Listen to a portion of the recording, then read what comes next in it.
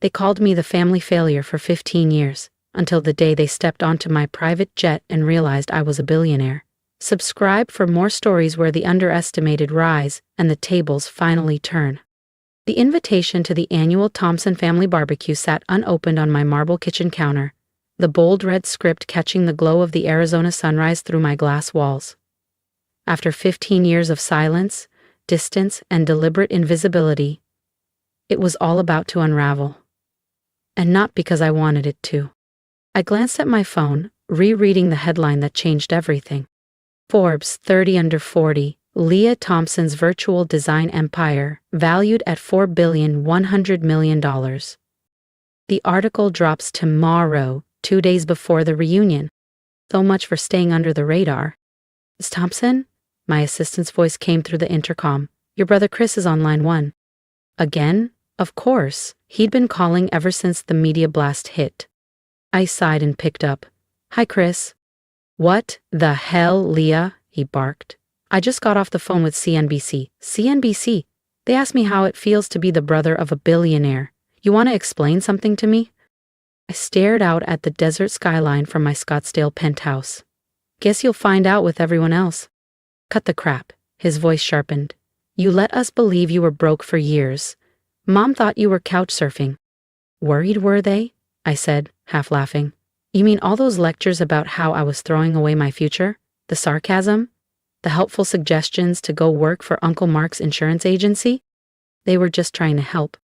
"No, they were trying to mold me. And you let them." Silence.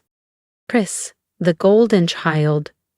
Harvard, MBA, joined Dad's accounting firm at 23, never question anything." "How long, Leah?" he finally asked.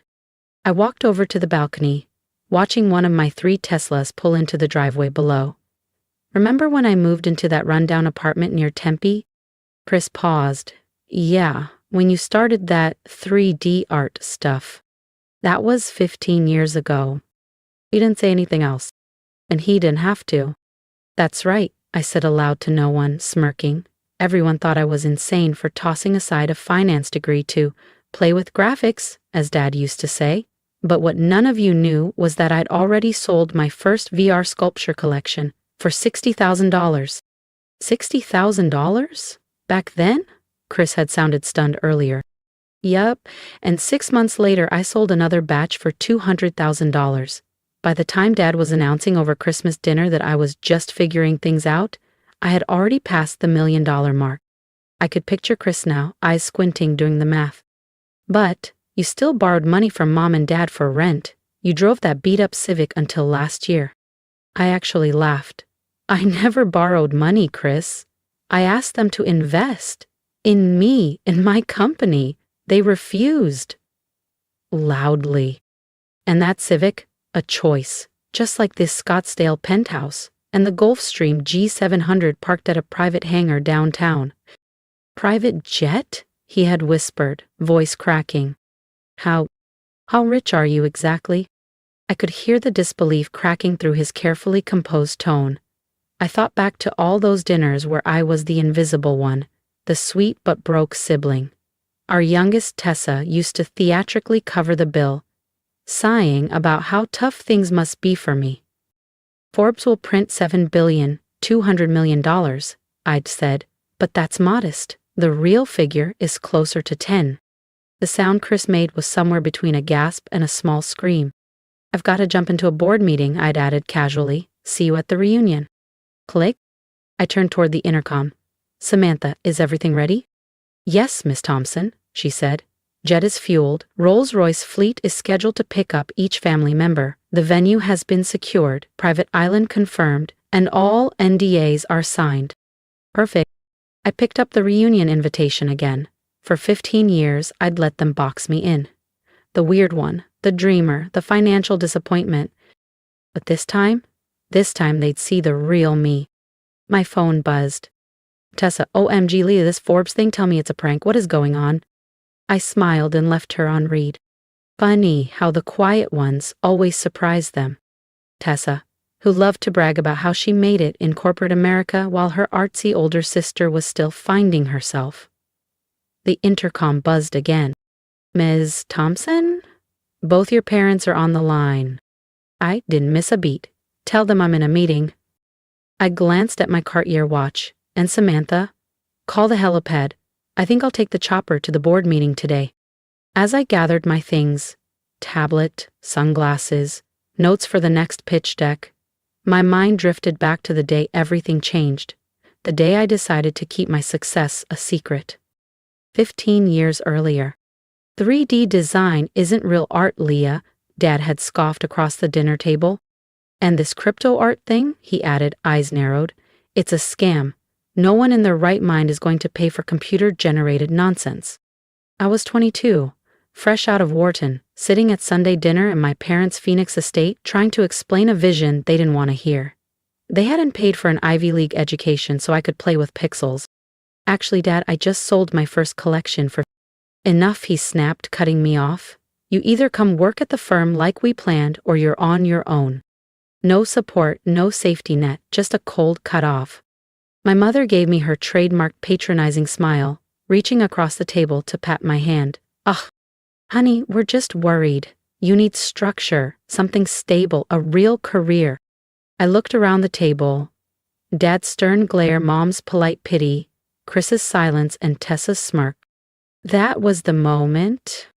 I didn't tell them about the $50,000 I'd already made, or the 3 immersive galleries courting me, or the venture capital firms emailing me daily. You're right, I said, standing. I'll figure it out on my own. 2 weeks later, I moved into a shoebox studio in Tempe. They assumed I was broke, too stubborn to ask for help, but I was quietly building a digital empire. Year 1. Brutal. 18-hour days, code art, networking, sleepless ambition. My first major collection, Neon Syntax, sold out in 6 hours. Total earnings? $1,200,000. I reinvested every cent, hired engineers, built platforms, revolutionized what digital ownership meant. But every time I visited home, same Civic, faded jeans, quiet smile. Let me help with rent, Mom would say. No thanks, I'd reply. I'm doing just fine. And I was more than fine. By the end of that first year, my network had crossed $10 million. By year 3, I'd quietly passed $100 million. But to my family, I was still just Leah, the idealistic sister who wasted her potential. Now, 15 years later, as I stepped into my private helicopter on the roof of my Scottsdale building, I thought about how the little white lie had grown into $1 billion secret. And in 2 days, everything would change. My phone buzzed again, a text from Dad. We need to talk. I smirked and turned off the phone. He'd have to wait. After 15 years of condescending comments and backhanded concern, they were finally about to learn the truth, and I was going to make sure they never forgot it. The Forbes article dropped at exactly 6 a.m. ST. I was already up, black coffee in hand, laptop open in my sleek home office, a wall of monitors lighting up with chaos in real time. Digital art disruptor, how Leah Thompson quietly built a $10 billion empire. Right under the headline, a photo I personally approved, me in front of my best-selling VR gallery, wearing a custom couture outfit worth more than Tessa's annual salary. The article didn't just reveal my wealth, it mapped out the empire I'd built in silence, the tech platforms, the partnerships, the auctions, the investors. My phone erupted. Tessa, wait, is this real? $10 B? Chris, I told you something was up yesterday. Mom, Leah, sweetheart, please call me. Dad, this has to be a mistake, a misprint. Aunt Layla, is our Leah the Leah Thompson?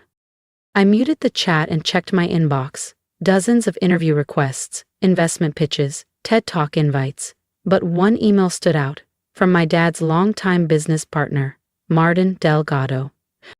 Leah, I believe there may be strategic value in exploring synergies between Thompson Interactive and Delgado Capital. I understand your father may have had past reservations, but I assure you we're open to evolving.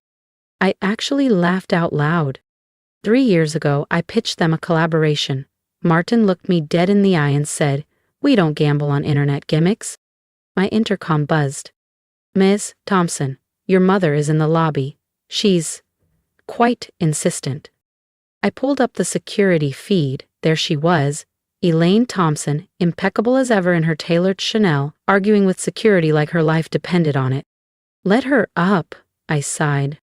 Time to face the first ripple of the storm. Overlooking the Arizona mountains, sunlight pouring through glass walls, and a Keith Haring original hanging behind me, worth more than my parents' entire house. Leah, my mother whispered, her voice shaking as she stepped fully into the penthouse. What is all this? This is my real home, Mom, I said calmly, handing her a steaming cup of coffee, not the modest little condo I keep for family drop-ins. She wandered toward the floor-to-ceiling windows, her heels echoing against polished marble floors. But how? When? How long have you been living like this? 15 years, I replied, leaning on the kitchen island. Since the night you and Dad said digital art was a phase, something no one would ever take seriously. She turned slowly, her perfectly done-up face now clouded with confusion. And something else I couldn't quite place. But we saw you struggling. The tiny apartment, that old Civic asking for rent help. I gave a dry smile. I never asked for rent help. I asked you both to invest in my company. There's a difference. And the apartment, the car, all part of the illusion. I played the role you believed, the broke dreamer, the lost one. That was the only version of me you ever accepted. Her lips parted in disbelief. You lied to us, Leah, for 15 years. No, I said quietly. I just didn't correct the story you all chose to believe. You were so sure I was failing, you never looked deeper. She sank slowly into one of my custom leather chairs, her posture collapsing. For the first time in years, she looked her age.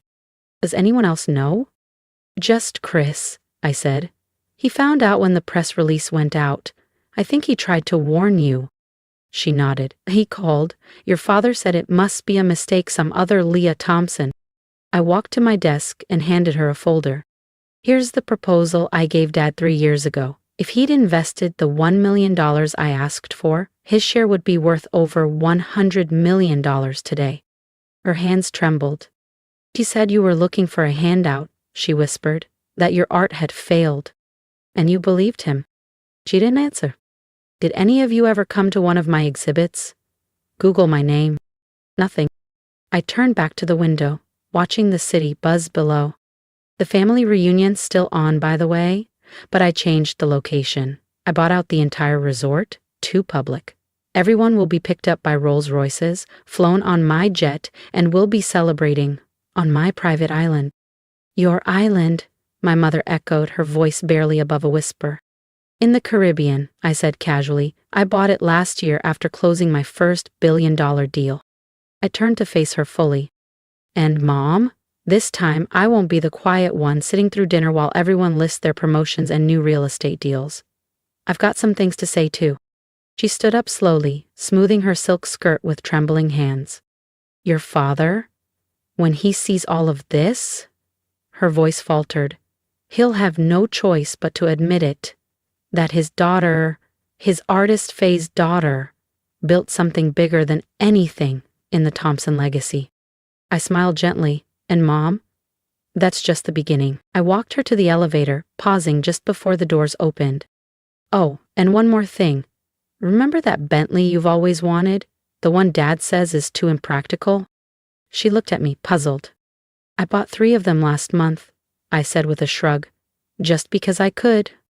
The doors slid closed on her stunned expression. As soon as she was gone, I hit the intercom. Samantha, is everything in place for the reunion? Yes, Miss Thompson, she replied smoothly. Island staff are fully briefed. Each guest will receive a personalized folder documenting every investment offer they declined over the years, along with current valuations. The video timeline of your achievements is finalized and queued for the welcome dinner. Excellent. I picked up my phone, opened the family group chat, and typed a single message. Looking forward to seeing everyone at the reunion. Dress appropriately for a private island. Transportation will be provided. Then, I refreshed the stock dashboard on my laptop. My company's value had surged since the Forbes article hit. Another $1 billion added to my net worth before sunrise. I thought of my father, probably in his office right now, trying to process how the daughter he dismissed had quietly become one of the wealthiest women in America.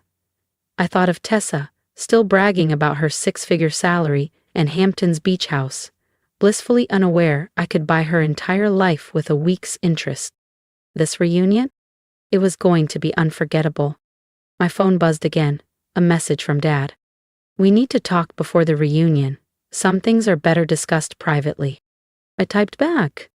"Everything will be discussed at the reunion, Dad. Isn't that what reunions are for, sharing our accomplishments?" Then, I called Samantha once more. "Have the design team repaint the helipad. Make sure my name is clearly visible from the air." "It's already done, Miss Thompson." "Anything else?" Samantha asked over the line. I paused, thinking of 15 years of pity, mockery, and being branded the family disappointment. "Yes. Have the Forbes article framed and hung in every room on the island. I want it to be the first thing they see, no matter where they turn." As I ended the call, I caught my reflection in the glass. Calm, confident, wealthy beyond imagination, and finally ready to show them all who I really was. The countdown was over. The morning of the Thompson family reunion arrived clear and bright. I stood on the private runway of my Scottsdale airfield, watching as 3 black Rolls-Royces pulled in one after another. They had arrived. The doors opened. First came my father, still upright, still sharp-eyed, but his confidence dimmed. My mother followed, more subdued than usual after our conversation days earlier. Chris, Tessa, and a wave of aunts, uncles, and cousins trailed behind, their faces full of disbelief and veiled judgment. And there, waiting for them in the center of it all, sat my jet-sleek, white, gleaming Thompson Interactive, emblazoned in brushed silver along the fuselage. "Welcome, everyone," I said, letting my voice carry. "Hope the ride was comfortable." "Leah," my father said, stepping forward, trying to reclaim his usual authority, "this is a bit much. The resort would have been just fine." I smiled. "The resort was too public, Dad. This reunion needed to be more meaningful. On my island." "Your what?" Tessa muttered, clutching her Dior bag. "Of course, you have an island." As they boarded the jet, I watched their eyes shift, soaking in the gold-trimmed interior, the original artwork, the Dom Perignon in crystal flutes. "Is that a real Picasso?" Aunt Lila whispered. "Yes," I replied. "Picked it up last year." My father cleared his throat. "Leah, maybe we should talk." "We will, when we land. Until then, enjoy the champagne," I said, tilting my glass. "It costs more than your company made last quarter." He flinched. "Perfect." 2 hours later, we descended toward a glittering jewel in the ocean, my 300-acre private island, with a luxury resort nestled at its heart. Let the reunion begin. And there it was, visible from the sky exactly as planned. My name, Leah Thompson, spelled out in letters so large and bold they could practically be seen from orbit. "So Pi, what?" Tessa gasped, misreading the name at first. Then her jaw dropped. As we landed, I heard her whisper, "Of course she branded the helipad." Surrounding it were massive digital screens, each cycling through my most successful immersive art collections. The sale prices were prominently displayed: $2.30 M, $6.70 M, $11.50 M. Each one a statement in itself. "Welcome to Thompson Island," I said, stepping onto the tarmac, "my own little slice of paradise." "Little?" Chris muttered, eyes wide. The resort complex that stood before them was a seamless blend of futuristic architecture and untouched Caribbean beauty. "Everyone's rooms are ready," I continued. "There's some reading material waiting in each suite. I suggest you review it before dinner." The reading material was customized. For Dad, a printed timeline of every deal he declined, each missed opportunity annotated with present-day valuations. For Tessa, a comparison of her entire annual salary versus what I earn in interest per day. For Chris, an internal audit showing how much his firm lost by turning down a collaboration with my platform. I gave them an hour to settle in. Then I summoned them to the main dining hall, a glass-walled space overlooking turquoise waves, The long table sparkled with crystal, silver, and place settings worth more than most cars, and on every wall, the Forbes article, framed, backlit, impossible to ignore. They entered slowly, all pretense of confidence fading. Even their designer outfits looked oddly out of place here. "Please, have a seat," I said warmly. "We have quite a bit to talk about." "Leah," Dad began, attempting diplomacy, "I think I speak for all of us when I say we're surprised." "Surprised?" I repeated with a soft laugh. "Not angry that I kept this from you, not disappointed I didn't share the truth, just surprised." "We didn't know," Mom murmured. "No, you didn't want to know," I corrected her. "Every time I tried to talk about my work, you changed the subject. Every time I offered you a seat at the table, you dismissed me." "But the apartment," Tessa said, voice small. "The Civic, the times I picked up the check because you thought I was broke," I finished for her. "Did you enjoy that, Tessa? Being the successful sister? The savior?" She looked down, cheeks flushed. At least she had the decency to look ashamed. "Let me show you something," I said calmly, pressing a discreet button on the side of the dining table. Motorized panels opened overhead, and high-resolution screens descended. A timeline appeared, juxtaposing milestones in my journey with the words they'd used to dismiss me. 2010. "This 3D art thing is a waste of your degree, Dad." Result: my first digital sculpture collection sells for $50,000. 2012. "Leah, you need a stable career, Mom." Result: company valuation hits $15 million. 2015. "At least one of us is doing well, Tessa." Result: I close a $120 million partnership with a major tech firm. 2018. "Crypto art? Sounds like a scam. Chris." Result: my platform crosses 500,000 users and $600 million in sales. Into 2022. "We don't fund online gimmicks, Dad's firm." Result: company valuation surpasses $3 billion. Every single comment. "Every time you looked at me like I was chasing a fantasy," I said, my voice steady. "I remembered all of it, and I used it." My father swallowed hard. "Why didn't you tell us?" "Because you never wanted to hear it," I said. "You needed to learn that success doesn't wear a suit. It doesn't follow your playbook, and sometimes the person you underestimate changes everything." I walked to the edge of the room, glass walls framing endless turquoise water. "The hardest part wasn't keeping secrets. It was watching you all celebrate each other, while I was building something you couldn't see." "Mediocrity," Marcus said through gritted teeth. "Yes," I said. "You played it safe. That was your ceiling. Mine was higher." I turned to Tessa. "You flaunted your six-figure salary like it was gold. I made that during a coffee break." Dad stood. "Enough. We were wrong, okay?" "No," I said firmly. "I don't want an apology. I want you to understand." I pressed another button. The screens shifted, revealing the prototype of my latest creation. This launches next month. A redefinition of how art is created, owned, and valued. Estimated worth $10 billion. I looked at them all. "This time you'll see it happen with your own eyes. No more doubting." The room fell into a deep silence, the kind that only comes when illusions finally collapse. My family sat frozen, absorbing the reality they had ignored for so long. Finally, my mother spoke. "We're proud of you, Leah. We should have been proud all along." "Thank you, Mom," I said gently.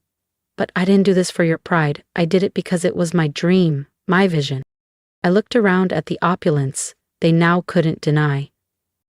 "And now it's my empire." "So what happens now?" Chris asked quietly. "Now?" I echoed, pouring myself a glass of wine. "Now we have dinner, as a family. But this time, we'll do it my way. No more pretending, no more hiding." I raised my glass. "To the truth."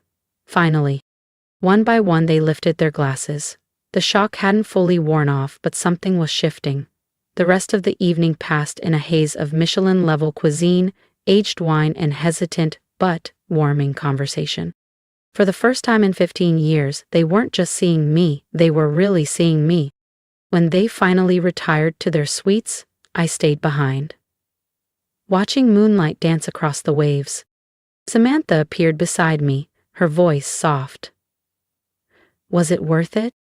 I thought back to the timeline, their stunned expressions, the pride they never used to show. Yes, I said, but not for the reasons I thought. It wasn't about proving them wrong anymore, it was about finally being free, fully myself. I smiled, and tomorrow we show them the future. Their world of mutual funds, corporate ladders, and conservative choices was fading. The world I'd built, interactive, immersive, transformative, was just beginning. Later that night, I found a note slipped under my door. My father's handwriting. I was wrong, not just about your business, about everything. You didn't just succeed, you changed the game. I'm sorry I didn't see it sooner, Dad.